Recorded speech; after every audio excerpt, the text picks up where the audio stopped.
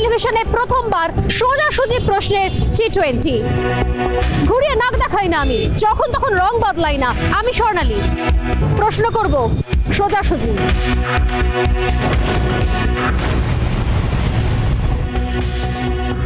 নমস্কার, দেখছেন রিপাবলিক বাংলা, সঙ্গে রয়েছে আমি স্বর্ণালী। শুরু করছি সোজাসুজি স্বর্ণালী।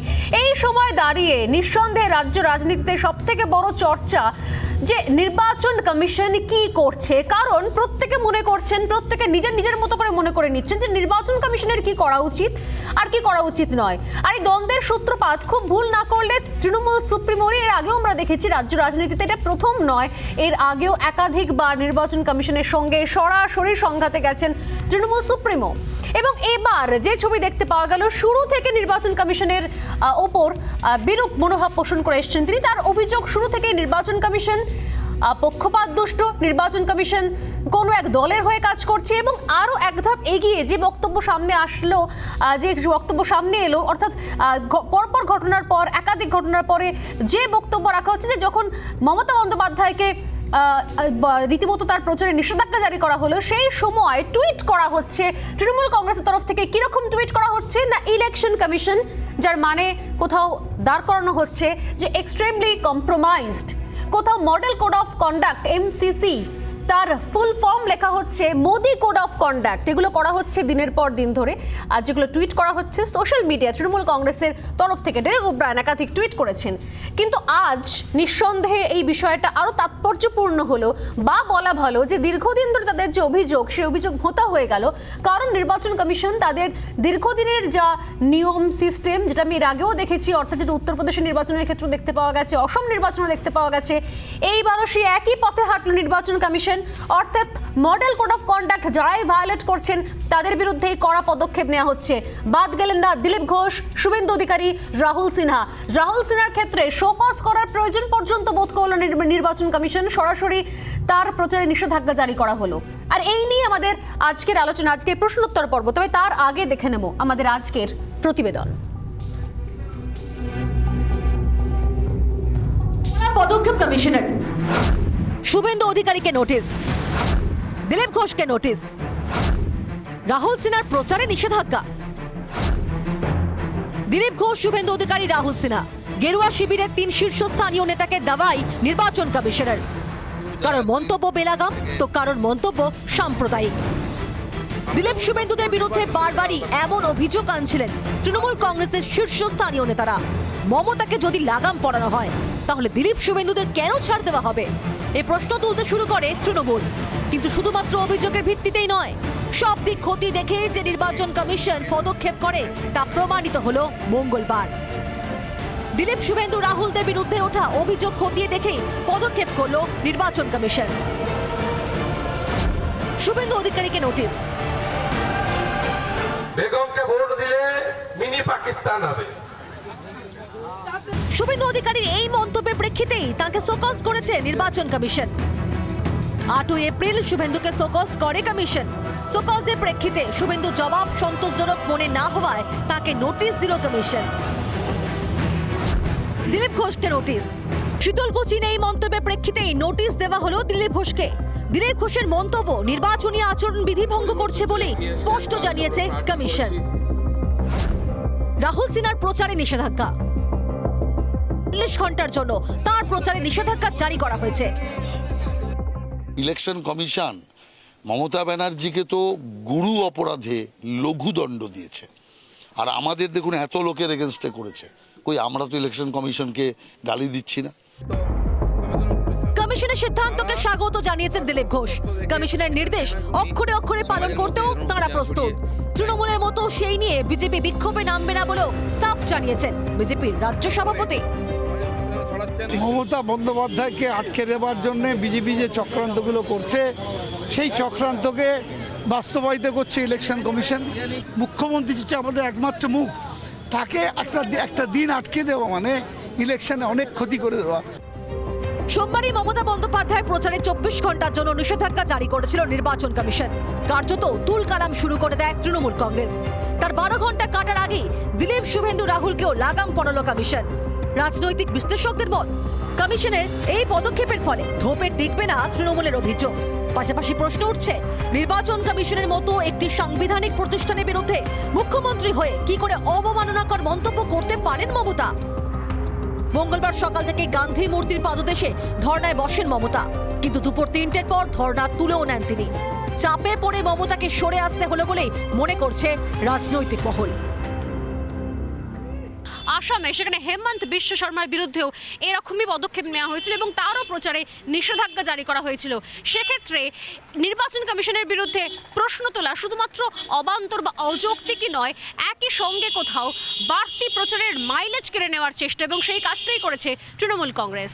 ক্যামেরায় শম্ভু পালের সঙ্গে স্বর্ণালী সরকার, রিপাবলিক বাংলা, কলকাতা।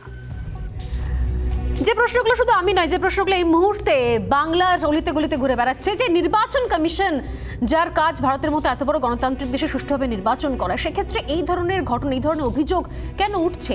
যে 3টে প্রশ্ন নিয়ে আলোচনা শুরু করবো আজকে। 1, কমিশনের পক্ষপাতিত্ব নিয়ে কি আদৌ প্রশ্ন তোলা উচিত? আমি উত্তরের অপেক্ষায় থাকবো অবশ্যই আপনাদের। 2, কমিশনকে নিশানা কি অগণতান্ত্রিক নয়? এবং 3, কমিশনের সিদ্ধান্তের প্রতিবাদ সেটা কি ইচ্ছাকৃত, উদ্দেশ্য প্রণোদিত? এই 3টে প্রশ্নের উত্তর আমি খুঁজবো। তবে তার সঙ্গে আমাদের সঙ্গে রয়েছেন বিশিষ্ট রাজনৈতিক বিশ্লেষক সুপ্রিয় বন্দ্যোপাধ্যায়। সুপ্রিয়দা, স্বাগত আপনাকে রিপাবলিক বাংলায়।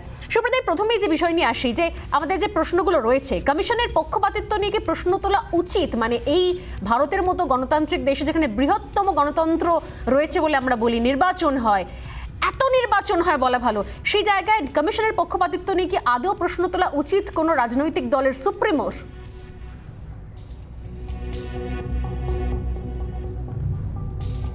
খুব ভালো প্রশ্ন করেছেন স্বর্ণালী, আপনাকে ধন্যবাদ জানাই। প্রথম কথা হচ্ছে যে 90-এর দশকের টিএন সেশন নামের এক ব্যক্তি, তিনি প্রথম বুঝিয়েছিলেন যে নির্বাচন কমিশনের আসল ভূমিকাটা কি, এবং তারপর থেকেই মোটামুটি ঘাম ছুটে গিয়েছিল।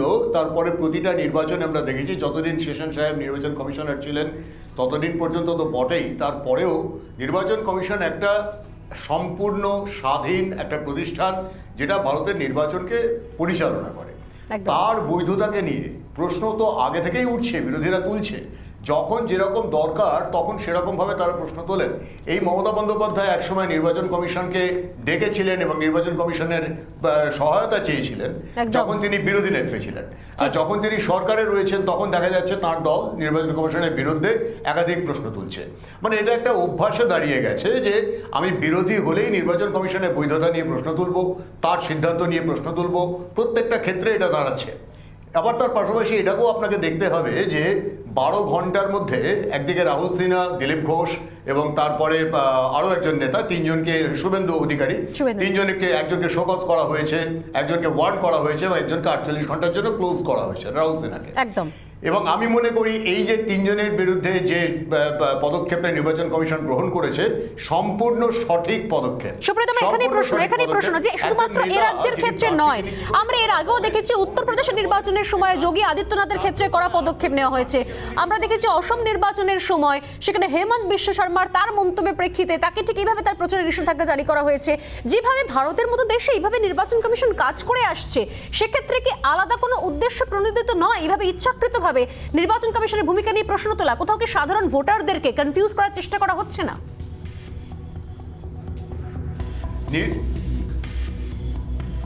এটা তো একটা দিক অবশ্যই। তার পাশাপাশি আপনি ভাবুন যে কেন্দ্রীয় বাহিনী যারা এসে সুষ্ঠু নির্বাচন করার চেষ্টা করছে তাদের ভূমিকাটা আমরা দেখতে পাচ্ছি কীরকম। তাদের বিরুদ্ধে উস্কানিমূলক কথাবার্তাগুলো বলাটাও তো ভয়ঙ্কর ব্যাপার। ঠিক যা পাশাপাশি আমি যে কথাটা বলছিলাম, বলতে গিয়ে আপনি অন্য একটা প্রশ্ন করলেন যে রাহুল সিনহা যখন এই মন্তব্যটা করেন যে 4 জন নয় 8 জনকে গুলি করে দেওয়া উচিত ছিল, এই ধরনের মন্তব্য একজন মানে যার দায়িত্ববোধ আছে, তিনি একজন প্রার্থী, তিনি এটা করেন কি করে, বলেন কি করে এই ধরনের কথাবার্তা? তাও আবার নির্বাচন কমিশনকে তিনি বলছেন যে কেন্দ্রীয় বাহিনীর কাছে আমরা তো জানতে চাইবো যে 8 জনকে কেন গুলি করা হলো না। What is this? যে কোনো মৃত্যুই দুঃখজনক, যে কোনো পরিস্থিতি, এখন পরিস্থিতিটা যাই ঘটে থাকুক না কেন, সেটা যখন আমাদের চোখের সামনে স্পষ্ট হয়ে ফুটে উঠবে, আমরা দেখতে পাবো, আমরা জানতে পারবো। সুতরাং এক্ষেত্রে নির্বাচন কমিশনের সিদ্ধান্তকে আমি 100% সমর্থন করি এবং তার বিরোধিতা যারা করছেন তাদেরকে প্রশ্ন করতে চাই, তাদের কাছে জানতে চাই যে তারা কি তাহলে ভারতের সংবিধানের বৈধতা, ভারতের সার্বভৌমত্বের বৈধতা এবং ভারতের নির্বাচন কমিশনের বৈধতা, প্রত্যেকটা নিয়ে প্রশ্ন যখন তুলবেন, তোলার আগে মাথায় রাখুন যে আপনি একটা আঙুল তোলার সময় 4টে আঙুল আপনার দিকে থাকে, কিন্তু সেটা ভুলে গেলে চলবে না। একদম, খুব খুব খুব সঠিক কথা।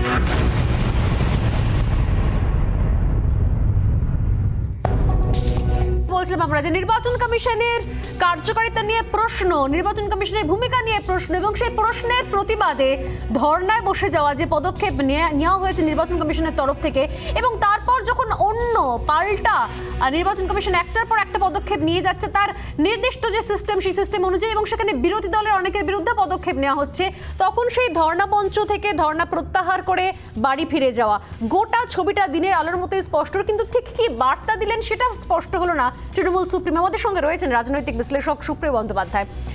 সুপ্রিয়দা, যে প্রশ্ন করছিলাম আমি, একদম এই ল্যাপে আমরা T20 ফরম্যাটেই খেলি এবং সোজা প্রশ্নের সোজা উত্তর এক্সপেক্ট করব, 30 সেকেন্ড করে সময় থাকছে। সুপ্রিয়দা, প্রথম প্রশ্ন, যে এই যে যুক্তিতে মানে ধর্নার আদৌ কি কোনো যৌক্তিকতা ছিল, কি বলবেন?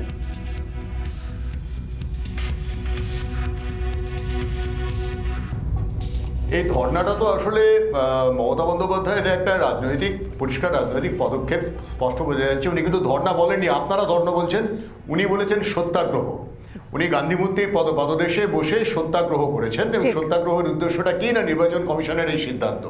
তার মানে কি প্রচারের আলোটা থাকবে, আপনাদের প্রত্যেকের ক্যামেরা সেখানে থাকবে এবং উনি অ্যাটেনশনটা টেনে রাখবেন, যেটা উনি করতে পারছেন না। মানে 24 ঘন্টা উনি প্রচার করতে পারবেন না, কিন্তু প্রচার হলো অন্যভাবে হলো, 3.5 ঘন্টা হোক 3 ঘন্টা হোক, ধর্নার মাধ্যমে উনি এরা প্রচার করলেন বা সত্যাগ্রহের মাধ্যমে করলেন।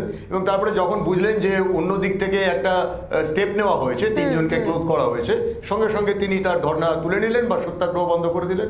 আর তার মাঝখানে একটা লাভ হলো, অবশ্য রাজ্যবাসী একটা জিনিস পেল, ওনার শিল্প চর্চাটা হলো, উনি ছবি আঁকলেন, ভালো লেগেছে।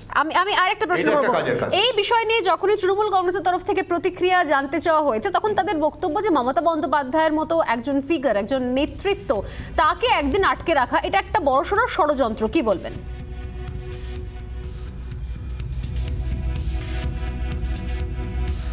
ষড়যন্ত্র তো যদি হয়ে থাকে তাহলে আমি বলবো যে এদিক থেকে ষড়যন্ত্র হলে ওদিকেও তো ষড়যন্ত্র কাজ করলো, কারণ 3 জনকে তো এদিক থেকেও বিজেপির 3 জনকে আটকে দেওয়া হয়েছে।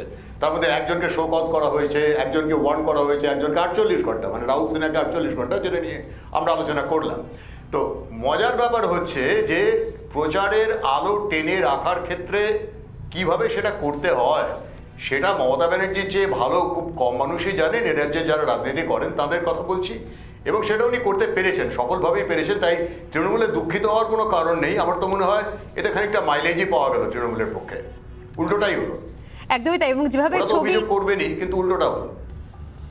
এটাও বিরোধীরা বলছেন যে যেভাবে ছবি আঁকলেন, এক প্রচারে নিষেধাজ্ঞা ছিল, কিন্তু যেভাবে দীর্ঘ 3 ঘন্টা 18 মিনিট তিনি বসে থাকলেন এবং তিনি ছবি আঁকলেন এবং তাতে সমস্ত মিডিয়ার নজর থাকলো, একই সঙ্গে কোথাও বলা হচ্ছে একাংশে কোথাও প্রচার সারাও হলো, একটি শব্দ খরচ না করে প্রচার সারলেন মমতা বন্দ্যোপাধ্যায়। আমি যে বিষয়টা নিয়ে ইতিমধ্যে আলোচনা চলছে, পাশাপাশি আরও একটা বিষয় জানার চেষ্টা রয়েছে আমার, যে শুধুমাত্র মমতা বন্দ্যোপাধ্যায় নয়, পাশাপাশি বিজেপির 3 নেতাকে যেভাবে একজনকে সতর্ক করা, একজনকে চিঠি দেওয়া এবং অন্যজনকে শোকজ ছাড়াই 48 ঘন্টার জন্য তার প্রচারে নিষেধাজ্ঞা জারি করে দেওয়া, কোথাও কি মনে হয় যে রাজনৈতিক মহলে নির্বাচনী প্রচারের ক্ষেত্রে এবার প্রত্যেকে অনেকটা সাবধান হবেন, এই পদক্ষেপ খুব জরুরি ছিল? সুপ্রিয়দা,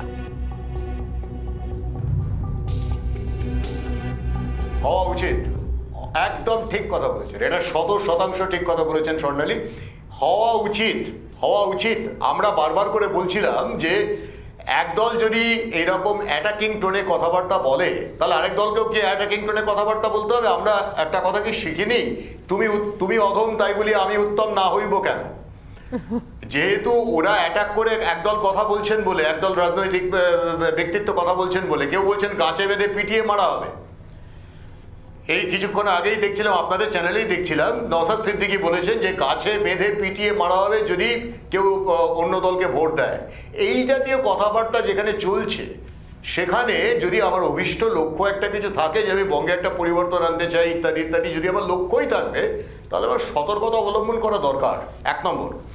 মুখে লাগাম পরানো দরকার, 2 নম্বর। 3 নম্বর হচ্ছে এই অসৌজন্যের নোংরা কথার যে রাজনীতি, সেই রাজনীতিতে আমিও যদি গড্ডালিকা প্রবাহে গা ভাসাই, তাহলে আমার পার্থক্যটা কি থাকলো বলুন তো অন্যদের সঙ্গে? যে অভিযোগটা বারবার করে অসৌজন্যের কথা বারবার করে উঠছে, অহমিকার কথা উঠছে, দম্ভের কথা উঠছে, এই অহমিকা, দম্ভ, অসৌজন্য এগুলো যদি আমিও দেখাই, তাহলে আমার আলাদা বৈশিষ্ট্যটা কি থাকলো? সেক্ষেত্রে তো আমি তো ফাঁদে পা দিলাম, পাতা ফাঁদে পা দিলাম, তাই তো অর্থাৎ একটা বিষয় স্পষ্ট যে আমি তো মনে করি যে বিজেপির নেতারা যারা এরকম ভাবে কথাবার্তা বলছেন তাদের, হ্যাঁ বলুন যারা এইভাবে কথাবার্তা বলছেন তাদের ভাবা উচিত, এই কথাবার্তাগুলো বলার আগে দুবার ভাবা উচিত যে কেন বলছেন, বলে কি পাচ্ছেন। কারণ এতে যেটুকু সেন্টিমেন্ট তাদের দিকে ছিল সেটা উল্টো দিকে ঘুরে যাবে। এই এখনো ক্ষমতাতে আসেননি, তার আগেই যদি এই দম্ভ, এই অহংকার, এই অহমিকা দেখাতে থাকেন তাহলে চেহারাটা খুব একটা ভালো হচ্ছে না। আমি সুপ্রিয়দের পরের প্রশ্নে যাব যে একদিকে নিঃসন্দেহে বার্তা সমস্ত রাজনৈতিক মহলের কাছে গেল, এই নিয়ে কোনো এখানে প্রশ্ন করার জায়গা নেই। নিঃসন্দেহে প্রত্যেকটা রাজনৈতিক দলের কাছে গেল যে এই ধরনের মন্তব্য করে কেউই পার পাবেন না। একই সঙ্গে নির্বাচন কমিশন রাজ্যবাসীর কাছে, রাজ্যের সমস্ত ভোটারের কাছেও একটা বার্তা, যদি এই বার্তা এর আগেও বহুবার দেওয়া হয়েছে, তা সত্ত্বেও বারবার কোথাও প্রশ্ন তোলা হয়েছে নির্বাচন কমিশনের ভূমিকা নিয়ে। কিন্তু এর পাশাপাশি আরও একটা বিষয়তে নজর না রাখলেই নয় যে নির্বাচন কমিশনের ক্ষেত্রে এই ধরনের মন্তব্য করে পার পাওয়া যাবে না সেটা স্পষ্ট, কিন্তু যেভাবে সোশ্যাল মিডিয়ায়, সোশ্যাল প্ল্যাটফর্মে নির্বাচন কমিশন সম্পর্কে একাধিক বক্রোক্তি, ব্যঙ্গ করা হচ্ছে, বক্রোক্তি করা হচ্ছে, সেই জায়গাটাও কি কোথাও লাগাম পড়ানো তাহলে খুব প্রয়োজন। যেভাবে আমরা দেখেছি ডেরেক ওব্রায়ান, তিনি টুইটার পর টুইট করেছেন যেখানে নির্বাচন কমিশনের ফুল ফর্ম তিনি নিজের মতো করে বানিয়েছেন, মডেল কোড অফ কন্ডাক্টের ফুল ফর্ম তিনি নিজের মতো করে বানিয়েছেন। কোথাও কি মনে হয় যে এই ক্ষেত্রে প্রত্যেকের সাবধান হওয়া উচিত, কারণ নির্বাচন কমিশন গোটা দেশের, নির্বাচন কমিশনকে এইভাবে অবমাননা করা যায় না। আমি 1 মিনিট সময় দিলাম সুপ্রিয়দা।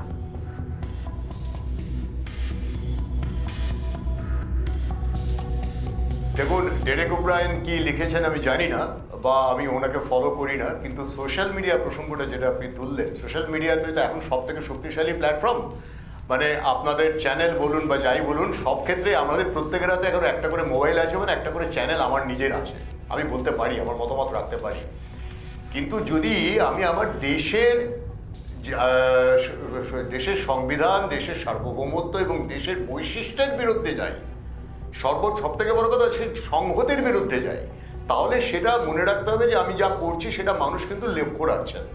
আমি যদি একজন আলাদা ব্যক্তিত্ব হই, আমি যদি একজন সাংসদ হই বা আমি একজন নেতা হয়ে আমি এইভাবে কথাবার্তা বলি, তখন মানুষ কিন্তু লক্ষ্য রাখছেন, তার প্রভাবটা আমার ওপরে নয়, সেটা গিয়ে পড়বে আমার দলের ওপরে, যদি আমি কোনো রাজনৈতিক দলে থাকি। সেই চিন্তাভাবনাটা করেই সোশ্যাল মিডিয়াকে ব্যবহার করা উচিত। এটা খুব গুরুত্বপূর্ণ। সোশ্যাল মিডিয়া ইচ্ছে মতো ব্যবহার করা যায় না, বা কোনো একটা বিশেষ উদ্দেশ্য নিয়ে আমি যদি সোশ্যাল মিডিয়া ব্যবহার করতে চাই তাহলে সেখানে কিন্তু ভুল হবে। সেই ভুলের ফাঁদে এরা অনেকেই পা দিচ্ছেন বলে আমি মনে করি। সময় শেষ। আবারও বলবো, আপনি ডেরেক ওব্রায়ানের উদাহরণ দিলেন, আমি আবারও বলবো যে লক্ষ্য করে দেখেছি। আচ্ছা ঠিক আছে, আপনি অন্য প্রশ্ন করলে বলুন। আর নইলে আমি এইটা একটু বলতে চাইছিলাম যে আমি লক্ষ্য করে দেখেছি যে বিজেপির সমর্থক এরকম অনেকেই আছেন বা বিজেপির হয়ে কথাবার্তা বলেন, তারাও কিন্তু ঠিক একই রকম ভাবে এমন সমস্ত মন্তব্য করছেন, এমন সমস্ত কমেন্ট পোস্ট করছেন, কমেন্ট করছেন মমতা ব্যানার্জির সম্পর্কে লিখছেন। প্রত্যেকের সাবধান হওয়া উচিত, প্রত্যেকের সচেতন হওয়া উচিত। একদম, অনেক ধন্যবাদ সুপ্রিয় বন্দ্যোপাধ্যায় আমাদের সঙ্গে ছিলেন, রাজনৈতিক বিশ্লেষক। এবং এই বিষয়গুলো নিয়ে শুধুমাত্র সমাজের একটা স্তর থেকে প্রশ্ন নয়, প্রত্যেকটা মানুষের প্রশ্ন, সেই প্রশ্নগুলোই সোজা সহজভাবে আমি তুলে ধরার চেষ্টা করি, কারণ প্রত্যেকে যারা ভোটার, যারা ভোট দেন, তাদের কাছেও কোথাও নির্বাচন কমিশন, দেশের নির্বাচন কমিশন সম্পর্কে যে শ্রদ্ধা রয়েছে, যে আস্থা রয়েছে, তা নিয়ে আমরা প্রশ্ন তুলতে পারি না, কারণ কোথাও সে ঢেকে গেলার মতো অবস্থা হবে। সেক্ষেত্রে প্রথমে আমি অভিযোগ করলাম, পরে যখন দেখছি যে অভিযোগগুলো করলাম সেই অভিযোগগুলো ভ্রান্ত, সেই অভিযোগগুলো কোনো গ্রাউন্ড নেই, কোনো যুক্তি নেই, ঠিক এরকমভাবেই 3 ঘন্টা 18 মিনিট পর আবার সেই সত্যাগ্রহ সেখান থেকে ছেড়ে বেরিয়ে এসে আবার বাড়ির পথে ফিরে যেতে হবে। অর্থাৎ গোটা বিষয়টাই একটা হাস্যকর জায়গায় গিয়ে দাঁড়াবে। এবং তাই প্রত্যেকের উচিত এই সংবিধান, এই সার্বভৌমত্বকে সম্মান করা এবং নির্বাচন কমিশনের প্রতি সেই আস্থা রেখেই নিজের ভোট, নিজের মত, নিজের পক্ষ বেছে নেওয়া। আমি স্বর্ণালী শেষ করছি এখানেই, সোজাসুজি স্বর্ণালী। আবারও দেখা হবে আগামীকাল ঠিক সন্ধ্যে 7টায়। নমস্কার।